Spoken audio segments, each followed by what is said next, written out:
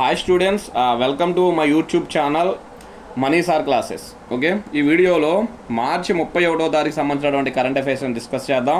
Already మార్చి 30 ఇంతకు ముందు upload చేసా, చూడని వాళ్ళు ఎవరైనా ఉంటే చూడండి. దీంతో ఆల్మోస్ట్ మనకి మార్చి నెల మొత్తం కంప్లీట్ అయిపోయింది.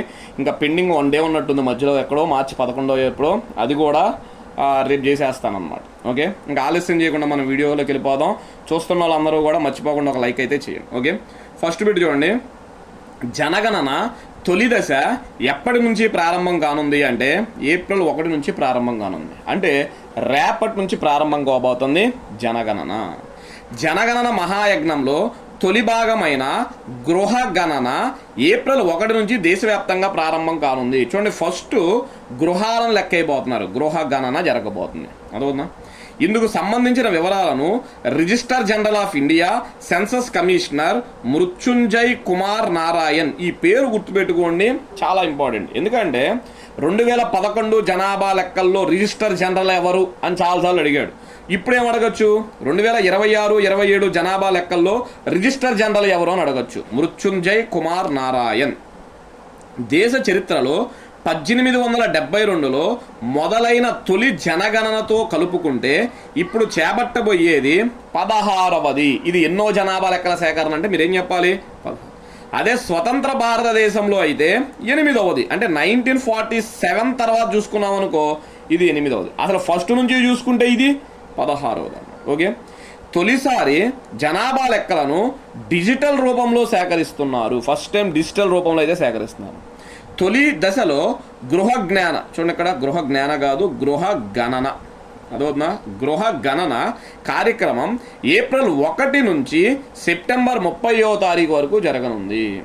ఇందులో 33 ప్రశ్నల ఆధారంగా ప్రజల ఇళ్ల స్థితిగతులు, ఇంట్లోని వారి పరిస్థితులు, వారికి అందుబాటులో ఉన్న సౌకర్యాలు, చరాస్తుల వివరాలు అడిగి నమోదు చేస్తారు. చూడండి, మొత్తం ఎన్ని క్వశ్చన్స్ అడగడానికి ఛాన్స్ ఉందంట? 33 క్వశ్చన్స్ అడుగుతారు. అది ఉందా? గృహ గణన కార్యక్రమం ఆంధ్రప్రదేశ్లో మే 1 నుంచి మే 31 వరకు జరిగింది. ఆంధ్రప్రదేశ్లో అయితే మే 1 నుంచి 30. అదే తెలంగాణలో అయితే మే 11 నుంచి జూన్ 9వ తారీఖు వరకు జరిగిద్దండి. జనాభాకు సంబంధించిన అన్ని వివరాలను 2027లోనే బహిర్గతం చేయనున్నారు. నెక్స్ట్ ఇయరే ప్రకటిస్తారు. జనాభా ఎంత, మతాల వారీగా ఎంత, అదవుతుందా? గృహాలు ఎన్ని ఉన్నాయి భారతదేశంలో, ఇవన్నీ నెక్స్ట్ ఇయర్ అయితే రిలీజ్ చేస్తారని గుర్తు. Next 2 important bit. ఇది చూడండి, చాలా ఇంపార్టెంట్ బిట్. 2025 సంవత్సరానికి గాను ఉత్తమ పారా ఆర్చర్, పారా అంటే దివ్యాంగులు, ఆర్చర్ అంటే గేమ్, ఆర్చరీ గేమ్స్ ఉంటాయి కదా, అదనమాట. పారా ఆర్చర్గా ఎవరు నిలిచారు? శీతల్ దేవి. చాలా ఇంపార్టెంట్ బిట్. 19 ఏళ్ల జమ్మూ కాశ్మీర్కు చెందిన శీతల్ దేవి ప్రపంచ ఆర్చరీ సమాఖ్య, వరల్డ్ ఆర్చరీ ఫెడరేషన్ అంటారు, 2025 సంవత్సరానికి గాను ఉత్తమ పారా ఆర్చర్గా ఎంపిక చేశారు. చూడండి, ప్రపంచం మొత్తం మీద మన దేశంలోని శీతల్ దేవి గారికి ఉత్తమ పారా ఆర్చర్ ఇచ్చారనమాట. గత ఏడాది దక్షిణ కొరియాలో జరిగిన ప్రపంచ పారా ఆర్చరీ కాంపౌండ్ వ్యక్తిగత విభాగంలో ఈమె పసిడి పథకం గెలిచింది. లాస్ట్ టైం అంట పారా ఆర్చరీ, ప్రపంచ పారా ఆర్చరీలో ఈమె పసిడి గోల్డ్ అయితే కొట్టిందంట. 2024 అని పడాలి. 2024 ప్యారిస్ పారా ఒలింపిక్స్లో ఈమె మిక్స్డ్ టీం విభాగంలో కాంస్యం కూడా గెలిచారు. కాంస్యం అంటే బ్రాంజ్ కూడా గెలిచారు. 2 చేతులు లేకుండా ఆర్చరీ ప్రపంచ ఛాంపియన్గా నిలిచిన తొలి క్రీడాకారిణి ఈమె. ఆమె అసలు 2 చేతులు ఉండవు, కానీ బాణాలు వేసిద్ది అనమాట, కాళ్ళతో బాణాలు వేసిద్ది. కుదిరితే ఒకసారి యూట్యూబ్లో వీడియోస్ ఉంటే మీరు చూడండి. ఓకే, నోది సార్. తొలిసారిగా ఓటింగ్ వేయనున్న వారికి ఏ రాష్ట్రం హల్వా పంపిణీ చెయ్యనుంది? ఇంపార్టెంట్ బిట్ అనమాట. చూడండి, కేరళ. ఫస్ట్ టైం అంటే 18 ఏళ్ళ నిండి ఎవరైతే ఫస్ట్ టైం ఓట్లు వేయబోతున్నారో వాళ్ళందరికీ కేరళ రాష్ట్రం హల్వా పంపిణీ చేయబోతున్నారు. అసెంబ్లీ ఎన్నికలకు సిద్ధమవుతున్న కేరళలో యువత ఓటింగ్ శాతాన్ని పెంచేందుకు ఎన్నికల సంఘం వినూత్న కార్యక్రమానికి చేపట్టింది. చూడండి, ఇలాంటి కార్యక్రమాలు పార్టీలు చేయకూడదు, పార్టీలు చేస్తే తప్పు, ఎన్నికల సంఘం చేస్తుంది అనమాట. తొలిసారిగా ఓటు వేయనున్న వారికి హల్వా పంపిణీ చేయనున్నారు. యువతను ఓటు వేసేలా ప్రోత్సహించేందుకు ఓట్ స్వీటెండ్ కేరళ క్యాంపెయిన్ పేరుతో ప్రత్యేక కార్యక్రమాన్ని కూడా నిర్వహించారు. ఓట్ స్వీటెండ్ కేరళ క్యాంపెయిన్ అనే పేరుతో ఒక ప్రత్యేక కార్యక్రమాన్ని కూడా ప్రారంభించారు. ఓకే, నెక్స్ట్ దాని తర్వాత చూడండి 4. పాము కాటు మరణాలు ఎక్కువగా ఏ రాష్ట్రాలలో అధికంగా ఉన్నాయి అంటే మన సౌత్లోనే ఎక్కువ ఉన్నాయి, మన దక్షిణాది రాష్ట్రాల్లో ఎక్కువ ఉన్నాయి అన్నమాట. పాముకాటు మరణాలు దక్షిణాది రాష్ట్రాల్లో అధికంగా ఉన్నాయి. 2023-25 మధ్య దేశవ్యాప్తంగా 36 రాష్ట్రాలు కేంద్రపాలిత ప్రాంతాల్లో పాముకాటుకు గురై 984 మంది చనిపోగా అందులో 431 మంది అంటే 43.80% మంది కర్ణాటక, ఆంధ్రప్రదేశ్, తమిళనాడు రాష్ట్రాలకే చెందిన వాళ్ళు. చూడండి, 984 మంది చనిపోతే 431 మంది ఎక్కడ మన దక్షిణాది రాష్ట్రాలకే చెందిన. ఇందులో అత్యధికంగా కర్ణాటకలో 277 మంది చనిపోయారంట, తమిళనాడులో 95 మంది చనిపోయారంట, ఆంధ్రప్రదేశ్లో 59 మంది పాము కాటులకు అయితే చనిపోయారు. ఆంధ్రప్రదేశ్ రాష్ట్రంలో 2024లో అత్యధికంగా 41 మంది ప్రాణాలకు పాము కాటుకు బలయ్యారు. 2024లో అంట 41 మంది చనిపోయారంట. తెలంగాణ, పుదుచ్చేరిలలో మాత్రం ఈ కారణంగా ఒక్క మరణం సంబంధించిన లేదు. చూడండి, ఇక్కడ సంభవించలేదు, అదవుతుందా, సంభవించలేదు. తెలంగాణ, పుదుచ్చేరిలో ఒక్క మరణం కూడా నమోదు కాదు. ఓకే, నెక్స్ట్ దాని తర్వాత చూడండి 5వ బిట్. ఏ ముఖ్యమంత్రి తన ఎమ్మెల్సీ పదవికి రాజీనామా చేశారు అంటే బీహార్ ముఖ్యమంత్రి అన్నమాట. బీహార్ రాజకీయాల్లో మరొక కీలక పరిమాణం చోటు చేసుకుంది. రాష్ట్ర ముఖ్యమంత్రి నితీష్ కుమార్ తన ఎమ్మెల్సీ పదవికి రాజీనామా చేశారు. ఎందుకు ఎమ్మెల్సీ పదవికి రాజీనామా చేశారు? ఇటీవల ఆయన రాజ్యసభకు ఎన్నికైన నేపథ్యంలో రాజ్యాంగ నిబంధనలకు అనుగుణంగా ఈ నిర్ణయం తీసుకున్నారు. చూడండి, ఒక వ్యక్తి ఒకేసారి ఎమ్మెల్సీ అదేవిధంగా రాజ్యసభ సభ్యుడిగా ఉండొచ్చా? ఒక వ్యక్తే ఉండకూడదు. ఒక వ్యక్తి ఎప్పుడూ కూడా 2 సభల్లో ఉండకూడదు. అందుకని ఎమ్మెల్సీని క్యాన్సిల్ చేసుకుని ఎక్కడికి వెళ్ళిపోతున్నాడు ఈయన? రాజ్యసభ. రాజ్యాంగ నిబంధనల ప్రకారం ఒక వ్యక్తి ఏకకాలంలో పార్లమెంటులో, శాసనసభ లేదా శాసన మండలిలో సభ్యుడిగా ఉండకూడదు. ఎన్నికైన 14 రోజులలో, గుర్తుపెట్టుకోండి, ఎన్నికైన 14 రోజులలో ఏదో ఒక పదవిని వదులుకోవాల్సి ఉంటుంది. బీజేపీ జాతీయ అధ్యక్షుడు నితిన్ నబీన్, అదవుతుందా, బీజేపీ జాతీయ అధ్యక్షుడు ఎవరు? నితిన్ నబీన్ కూడా బీహార్ ఎమ్మెల్యే పదవికి రాజీనామా చేశారు. ఎందుకంటే ఈయన కూడా రాజ్యసభకి ఎన్నికాడు. ఆల్రెడీ ప్రీవియస్ వీడియోస్లో నేను చెప్పా, ఇప్పుడు చెప్తున్నా. ఈయన కూడా రాజ్యసభకి ఎన్నికయ్యాడు అనమాట. సో బీహార్ ఎమ్మెల్యే పదవికి ఈయన కూడా ఏం చేసేసాడు? రాజీనామా అయితే చేసేసాడు అనమాట. అదవుతుందా? నెక్స్ట్ దాని తర్వాత చూడండి 6వ బిట్ అనమాట. ఎన్నో బిట్టు?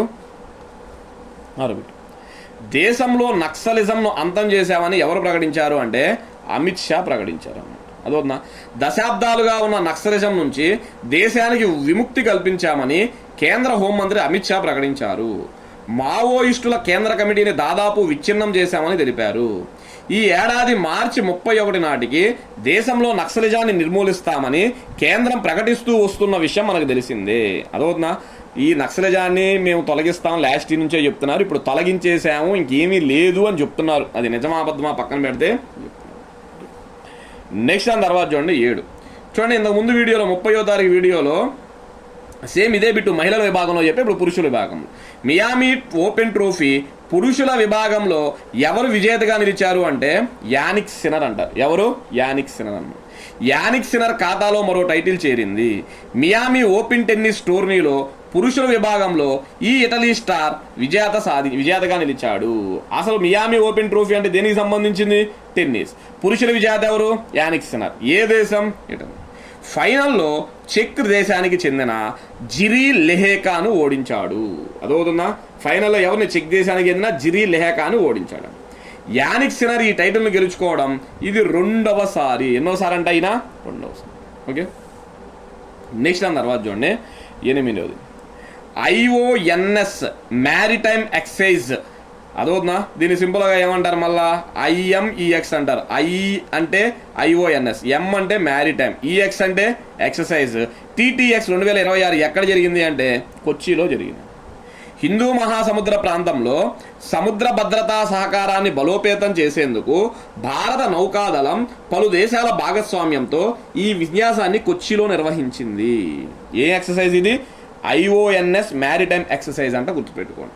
16 సంవత్సరాల విరామం తరువాత 2026-28 కాలానికి భారతదేశం IONS అధ్యక్ష పదవిని చేపట్టడంతో ఈ విన్యాసాన్ని చేపట్టింది.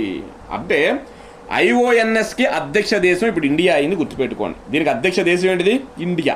మరి ఇండియా కాబట్టి ఈ ఎక్సర్సైజ్ని ఎక్కడ నిర్వహించారు? ఇండియాలో నిర్వహించారు. సార్ అసలు IONS అంటే ఏంటి? IONS అంటే ఇండియన్ ఓషన్ నేవల్ సింపోజియం అంటారు. అదవుతుందా? Indian Ocean Naval Symposium. ఈ ఇండియన్ ఓషన్, హిందూ మహాసముద్రాలకు ఆనుకున్నటువంటి దేశాలలో సముద్ర భద్రతా సహకారాన్ని ఒకదానికొకటి ఏం చేయాలి, సహకరించుకోవాలండి. ఈ విన్యాసంలో బంగ్లాదేశ్, ఫ్రాన్స్, ఇండోనేషియా, కెన్యా, మాల్దీవులు, Mauritius, Myanmar, Singapore, Sri Lanka, Tanzania మరికొన్ని దేశాలు కూడా పాల్గొన్నాయి. ఓకే, నెక్స్ట్ చూడండి 9వ బిట్. ఇండియా ఫార్మా 2026 కాన్ఫరెన్స్ ఎక్కడ జరిగింది అంటే న్యూఢిల్లీలో జరిగింది. ఇండియా ఫార్మా 2026 కాన్ఫరెన్స్ ఎక్కడ జరిగింది, న్యూఢిల్లీలో జరగనుంది. ఆరోగ్య సంరక్షణ రంగంలో ఆవిష్కరణలను ప్రోత్సహించడానికి ప్రపంచ నాయకులను ఒక్క చోట చేర్చే ఇండియా ఫార్మా 2026 కాన్ఫరెన్స్ ఏప్రిల్ 13-14 తేదీల్లో న్యూఢిల్లీలో జరగనుంది. అదోనా ఏప్రిల్ 13-14 తారీఖులో న్యూఢిల్లీలో జరగదు. ఈ ఏడాది జరగబోయే కాన్ఫరెన్స్ 9వ ఎడిషన్. ఎన్నోది 9వ ఎడిషన్. నెక్స్ట్, ఈ సదస్సును ఫార్మాస్యూటికల్స్ విభాగం federation of Indian chambers of commerce and industry, దీన్ని సింపుల్గా మనం ఫిక్కీ అంటాం, FICCI, federation of Indian chambers of commerce of industry మరియు ఇండియన్ ఫార్మాస్యూటికల్స్ అలయన్స్ సహకారంతో నిర్వహించనున్నారు. ఈ మూడు కలిసి కంబైన్డ్గా అయితే నిర్వహించబోతున్నారు. Okay, next 10. అతి చిన్న వయసులో మరణించిన రాహుల్ అరుణోదయ్ బెనర్జీ 45 years ఏ భాషా నటుడు అంటే బెంగాలీ భాషా నటుడు. బెంగాలీ నటుడు రాహుల్ అరుణోదయ్ బెనర్జీ దిఘాలోని, దిఘా అనే ప్రాంతం అనమాట, సముద్రం ఉంటుంది ఇక్కడ, దిఘా బీచ్ కూడా ఉంది మీకు వెస్ట్ బెంగాల్లో. అదొక దిఘాలోని తల్సరీ సమీపంలో ఒక సినిమా షూటింగ్ సమయంలో విషాదకరంగా నీటిలో మునిగిపోయి చనిపోయారు. అదొక సముద్రం ఒడ్డున ఒక సీన్ తీస్తుంటే ఆ సముద్ర తాకిడికి ఆయన నెలలో మునిగిపోయి చనిపోవడం అయితే జరిగింది అనమాట, బెంగాలీ నటుడు. ఓకే, నెక్స్ట్, జైన మతానికి చెందిన భగవాన్ మహావీర్ జయంతి ఏ రోజున అంటే ఇవాళ మీన్స్ ఏంటి, ఇక్కడ మార్చి 31వ తారీఖు జైన మతానికి చెందిన భగవాన్ మహావీర్ జయంతి అనమాట. అదవుతుందా జైన మతం అనమాట. సిక్కులందరూ కూడా ఈయన జయంతిని ఘనంగా జరుపుకుంటారు. మహావీర్ అంటారు, వర్ధమాన మహావీరుడు అంటారు. ఓకే, నెక్స్ట్, ఆంధ్రప్రదేశ్ బాలల హక్కుల పరిరక్షణ కమిషన్ చైర్మన్గా ఎవరు బాధ్యతలు స్వీకరించారు? ఆంధ్రప్రదేశ్ బాలల హక్కుల పరిరక్షణ కమిషన్ చైర్మన్గా ఎవరు బాధ్యతలు స్వీకరించారు అంటే వేటుకూరి సత్యనారాయణరాజు అంటారు. ఏం పేరు? వేటుకూరి సత్యనారాయణరాజు. మరణించిన నెక్స్ట్ వీటి చూడండి 13. మరణించిన రేమాండ్ మాజీ చైర్మన్ మరియు పద్మభూషణ్ పురస్కార గ్రహీత ఎవరు అంటే విజయపత్ సింఘానియా. మీకు వస్త్ర దుకాణాల్లో ఈ బ్రాండ్ ఉంది, రేమాండ్ అని చెప్పి బ్రాండ్ ఉంది, చిల్సే ఉంటుంది చాలామందికి. ఈ రేబాండ్ని ప్రపంచవ్యాప్తంగా గుర్తింపు తెచ్చిన వ్యక్తి ఎవరు అంటే విజయపత్ సింఘానియా గారు. ఈయన మరణించడం అయితే జరిగిందనమాట. అదోనా ఇవి స్టూడెంట్స్ మార్చి 31వ తారీఖుకి సంబంధించినటువంటి కరెంట్ అఫైర్స్ అన్నమాట. అదోనా సో దీంతో మనకి మార్చి కరెంట్ అఫైర్స్ అయితే ఆల్మోస్ట్ కంప్లీట్ అయిపోయినాయి. ఇంకా మధ్యలో మార్చి 11వ తారీఖు ఒకటే పెండింగ్ ఉంది, అది కూడా రేపు అప్లోడ్ చేసేసి రేపు సాయంత్రానికి PDF అయితే రెడీ చేసేస్తాను. Okay, thank you so much.